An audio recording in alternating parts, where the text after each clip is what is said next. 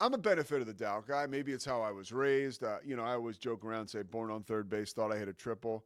I had a good childhood coming up. My parents were sweet to me. There was some drama in the house, but you get it. I had pretty good vibes as a kid, and thanks to my parents. I don't look for the the darkness right away. Most people on social media do. So I was like, wow, I can't believe Nico got this lucky. Uh, and I was very happy for Mavs fans to sort of shift their perspective onto, okay, maybe we have a winner again. But right away, you go to Twitter, and I started to hear from friends of mine just about how much of a conspiracy this was, right? And I'm like, okay.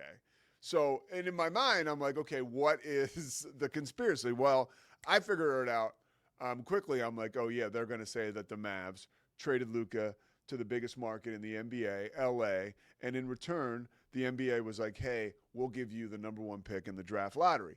Also behind that is, why would Nico keep his job if on his own accord, right? This if anything, if on Nico's own accord he made that trade, I think most organizations, after seeing the backlash from the fan base and just the toxicity around the organization, probably would have let him go by the end of the year, but they did not. To me, that's an indication that the Dumont family was like, we're not going to give Luka the Supermax. You got to trade him. You're going to be the bad guy. You're going to be the one put out there. Soldier on. You'll keep your job. We'll take care of you. I think that's the reason Nico's still employed. I don't think the reason he's still employed is because the NBA was like, yeah, Luka or Nico, don't worry. You're going to keep your job. We're going to keep you employed, and you're going to get the number one pick. Who's Cooper Flagg, by the way. So like a game changer, okay? An absolute game changer. Now, I went into the history books a little bit yesterday because I love this stuff. I love the draft. This is up there with the biggest, doesn't pass the smell test conspiracy theory-wise of all time. First of all, the Mavs had a 1.8% chance of getting the number one pick. 1.8, okay? Last year was the same deal. A team with like 2%, or I think the Hawks jumped into the top. Right, they got the second pick, with 1.8. So the biggest one, and we opened the show talking about it yesterday, Patrick Ewing, the Knicks winning the 85 draft lottery. That's the biggest conspiracy one. That was 40 years ago last night. Quite the anniversary, but we talked about it. There was a frozen envelope, allegedly, that David Stern knew to pick last, right? That was the Knicks envelope. 2011, following the decision and the chaos and the dismay in Cleveland where they're burning LeBron jerseys, the Cavs organization is literally spiraling out of control. They get the number one pick, right? A long shot. They get Kyrie, right? That follows LeBron leaving. So then 2019 was another big one. Zion goes to New Orleans. Now, he goes to New Orleans after AD got traded to LA. Okay, Scotty, what do you got? Scotty seems like he's ready to jump in here. Tap me in. Listen, I wanted to bring up this tweet. This is from my friend Trey. Trey's a Baylor fan. We've swapped notes about Baylor as well as barbecue. And he put this tweet up, and I am just presenting evidence. I am not making a claim. Yeah. All right? Here's what Trey said on Twitter. What are the odds of this happening in the NBA draft? The Cavs won the lotto immediately after LeBron left. The Pelicans won the lotto immediately after the CP3 trade. The Pelicans won the lotto again immediately after the AD trade. The Mavs win it immediately after the Luka trade. Grok says the odds of that are 1 in 244,446. What a coincidence. So you were already listing those years. I just wanted to put that up. That my friend Trey. Trey's on it. I mean, Trey says that is odd. It's talk about an epic long shot, right? Talk really. And then so also another one, I don't know if Trey had that. 2015. The Cavs get the number one pick after they get LeBron back. So it's like the Cavs need another piece for LeBron to win a championship, for him to be rewarded for coming back to Cleveland. Good point. And win a title. That number one pick was Andrew Wiggins, and then it turned into Kevin Love. Okay, obviously a huge piece. And then you look at LeBron staying home in the 2003 lottery. That's another one where it's like, okay, this looks like a potential conspiracy. It's fun. I love to follow it. I love conspiracy theories. in themselves, it's malarkey. Don't believe it. It's complete BS. This is not a conspiracy. This is a draft lottery. It's a lottery, okay? And I know this, like every major conspiracy that is out there in society, if it is a conspiracy, just be patient. At some point, we will find out. People will start talking. And that's the key to the 1985 one with Patrick Ewing and the Knicks. We would know by now. Somebody else would talk, dude. I'm sorry. Someone else would talk. There's more people involved. Like when you get a secret going between three people, odds are one of those people, if they're not murdered, right, like mob style, is going to let go of that secret at some point in time, especially when it could behoove them financially. And letting one of these secrets go could lead to a payday for whoever wanted to be the quote-unquote whistleblower. So I don't believe in the conspiracies. I think that's complete horse you-know-what. And I'll say this, too. I hate to flip it, but I think you got to give props to Adam Silver in the NBA, and here's why. In 2019, they totally retooled the way that the NBA draft lottery was going to go down, which not prohibited, but I guess it would inhibit the chances for the worst team in the league to get the number one pick, which meant that they were saying, hey, and you can thank my 76ers for doing this, but the tanking had become so toxic within the NBA that Adam Silver was like, we've got to eliminate this. And by the way, they haven't eliminated it because everybody's still tanking. But the results are in, and tanking is far from a sure thing. Over the last 7 years, the worst team in the NBA has not gotten the number one pick. So clearly, whatever you're doing now to tank, you're not getting rewarded. And I heard Udonis Haslem say, it was either last night or this morning, talking about the tanking situation. Like, how you do one thing is how you do everything. And really, that's a little extreme because in certain situations, you have seen tanking work, right? You go back to the Spurs. I mean, like, they basically took a year off. They picked up Tim Duncan in that draft where the Celtics just completely lost out, the Pitino Celtics years. And then they get Duncan and Robinson, right? And then they become a dynasty, really, an underrated dynasty at that, when you think about it. And that's probably because of where they're located. But this is something that is working. As much as people think it's not working and you want to point over there, that's the conspiracy. That's the sexy thing to look at. Really what you need to point at is over there. What Adam Silver has done was actually good for the NBA. And sooner or later, these teams are going to get on board and realize that, like, tanking is no good for you long term, right?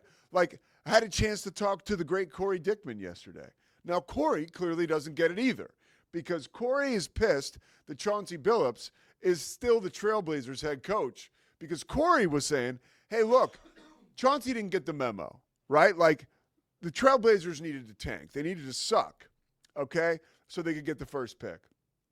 But what Chauncey did last year was he fought for his job maybe, and he instilled a winning attitude in his team. So as a fan, you sit at home and you say, wow, we're in like no man's land here. We're not getting like a great lottery opportunity. And here we are with a team that's lukewarm. But I believe you're instilling a culture in your organization that can become a platform to success. I am so out on the Philadelphia 76ers now. So out. And I'm telling you, most of my friends are as well. And it's because of the tanking and the toxic vibe around the whole organization. Joel Embiid, I love him. He seems like an amazing dude. He's a loser as far as the NBA is concerned. He's played 50% of his games, okay? And he is the leader of a team that is known for tanking more than they are for winning. Like, that sucks for him and his legacy, but that's just kind of how I see it shake out. And it makes it really hard for him to root for him, especially when, early last year, we remembered there was an in-house meeting with the Sixers, and it was basically like, Joel tried to talk during the team-only meeting, and guys like Tyrese Maxey were like, dude, shut up. You show up late. You don't come to certain events that you're obligated to come to, and now you come in a players-only meeting and you're going to talk to us about what it's like to be a winner? Like, And that in itself, to me, is just a reflection or a fallout from the tanking environment that is like, you sit on ice, you don't have to play at all this year because we want to suck. And then you're going to do it again next year, and then the year after that. But, hey, we need you to flip a switch as a human being and now become a dog. It's just not how it goes, dude. And so what Adam Silver has put together in the NBA will hopefully eliminate that kind of stuff going forward. And I got to say, yesterday, one more thing about the draft and just another thing of a piece of rubbish, I think, was a report yesterday from Shams Charania. Because now the talk is, oh my gosh, NBA executives, according to Brian Windhorst, are now asking the question, is Giannis to Dallas for the number one pick a reality? Right? Okay, that was a question. Scotty, hold on. We're gonna tag you in here in a second. First of all, and again, like no knock on Shams, no knock on any of this. Like Shams is, the guy's like probably the best all time we've already had, or he's probably already one of the best all times with his ability to break stories in the NBA.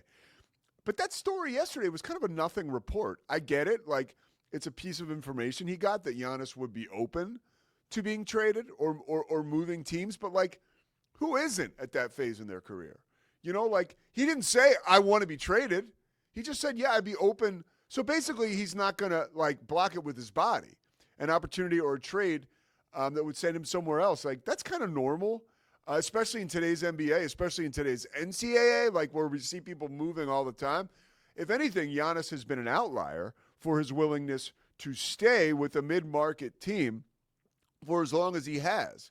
And that's one of the reasons I think we all sort of low-key love Giannis, even if we're not out there with our love. Like everybody respects the shit out of that dude. Fans, people in front offices, and people around the NBA. So I think Giannis to Dallas we're going to hear a lot of that. I think that's all smoke. I don't think that the Mavs, I don't know. It's hard to see them executing that trade at all when their return on investment for the trade that is most recent to us was so bad. Luka for an injured big guy and a bag of potato chips. All right, Scotty, I've gone on long enough about the lottery, but I feel like, to summarize it, it's not a conspiracy. Tanking sucks. This is why we're here. I agree with your conversation about the conspiracies. And I don't even know if it was a conversation so much as somebody would leak it. Somebody would leak it for money. I agree with that. That's an excellent point. I resonate with how you feel about your 76ers. And I just want to I want to respond to a comment. And I've gotten text this morning to this effect as well. Welcome back, Scotty. I would like to clarify something. Last I checked, Nico Harrison is still in the front office for the Dallas Mavericks, and so I am not back. No way. I'm still out. I told Pete this morning. He's like, Cooper Flag. I'm like, okay, great. That's not my team. He was one of my first texts. Okay, great. Cooper Flag, cool. No. Are you sure you don't want to reconsider? Wait, reconsider what? Your Mavs fandom right now. Did Nico Harrison still trade the most generationally talented player the franchise has ever had? Yes, he did. For nothing. Yes. He did. So, yeah, no, I'm out. Okay, here's your core next year.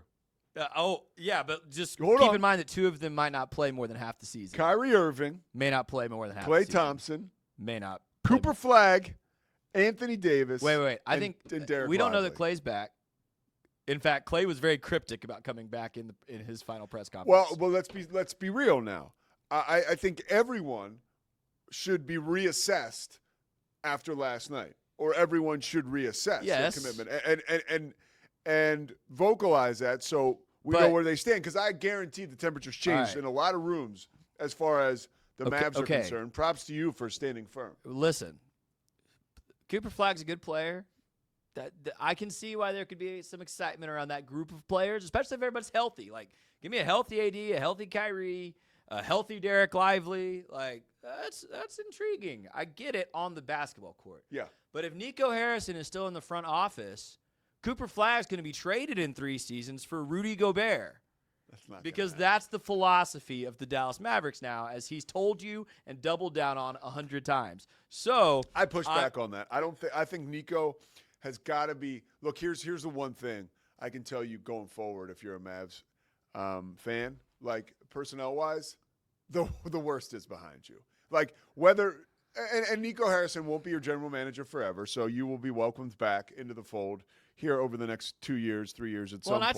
I texted one of my buddies that this morning. I said, when Nico's gone, I might come back. But I might not, because Luka's going to win a Finals MVP, and I'm going to be sad. He will be gone soon. He will be gone soon. And I was thinking about this. Some of the fallout and the backlash on Nico was really bad, and I think that like guys like Windhorst and guys like Tim McMahon, they go so hard in the paint on this because, like being hard on Nico. Because I think that there's so much that they know as like sourced up NBA insiders. There's so much they know that they can't even report. That I think it's almost frustrating. You could see it's kind of seeping through last night with Wendy. The woman who played at Stanford, Chike Ogunike, I think. Maybe I messed up her first name. But she's real good personality for ESPN. She was on the countdown set last night after they went from the lottery to the Knicks game, so they were in between for like a minute and a half, which was like not enough time for people to react to that, which was funny in itself. But Windhorst was just like, I think Ogunike was like, maybe Nico's off the hook, or maybe, and Windhorst was like, no chance. I'm with him. Yeah, and listen, I agree too. Bottom line is, if you're a player, if you are a good to great player, and you see what Nico did to Luka. Again, we've beat this to death. It's not just the trade that was clearly not equal in value on either side. It's also the way then there's a smear campaign about Luka's work ethic or his weight or his diet or his smoking, drinking, whatever. There's then a smear campaign to justify it. If you're a superstar talent, why in the world would you go play for that GM? Because if Luka's expendable, Cooper Flagg's expendable. If Luka's expendable, Klay Thompson and Derek Lively are definitely expendable. Yeah. Like, why would you play for that GM if he potentially is going to ship you off for nothing and then smear you? So that's why I'm like, that's a good point. Like, that's a good point. I don't know. Dallas was already struggling to attract free agents, right? There were so many seasons where it's like, LeBron James to Dallas? Whoa. Or like, oh, this free agent, that free agent. No big splashy free agents have chosen Dallas. By the way. Even when Mark Cuban was beloved, Dallas was competing for championships. Dirk was there. Like, Dallas has not been a free agent attraction. Now you've got a GM who will ship you off, like you said, for a bag of potato chips and then talk crap about you. Why would you go play for that franchise? Well, there's my rant for the day. No, that's pretty good. And another thing I will tell you, and I heard Simmons talk about this last night. I was so all in on this. It was such a fun night. Yeah. To kind of like, I watched Simmons did a live reaction to the Knicks game in the lottery. We haven't even talked about Jason Tatum getting hurt yet, but and we'll talk about that next block. But it was just, here's what I wanted to say. He noticed it, and I noticed it too. If you watch the coverage, maybe he was nervous, but Cooper didn't seem over the moon about like going to the Mavs. He didn't, but he was probably pretty nervous. That's a huge because it's a toxic. It's toxic. It's been toxic since they traded Luka. It's toxic in the media. It's toxic in national perception. It's probably toxic in the building. Yeah, but you got a great coach. Okay, I agree. I love Jason Kidd too, but Jason Kidd has not looked happy since they traded Luka. No, but we'll see. Maybe here's the good news, Mavs fans. We're going to find out, because if you remember, I was in Lubbock for a Texas Tech game, and I was with Scotty when I raised the flag that I said this is just like Major League, that they're trying to tank the season so they can move the team to Vegas. I think at which point I said they will get Billy Gillispie to coach, right? Because that's the kind of guy you could get. He'd be like Lou Brown from Major League, right? But clearly, it looks like that probably might not be the case. Now, if they trade the pick for a bunch of like future picks, right? Like, okay, like maybe there's something here to that. Like maybe they do want to move it to Vegas, but I think we've avoided worst case scenario. Scotty, anything else before break? No, I went off. I'm done. All right, we're going to go off just for a brief moment.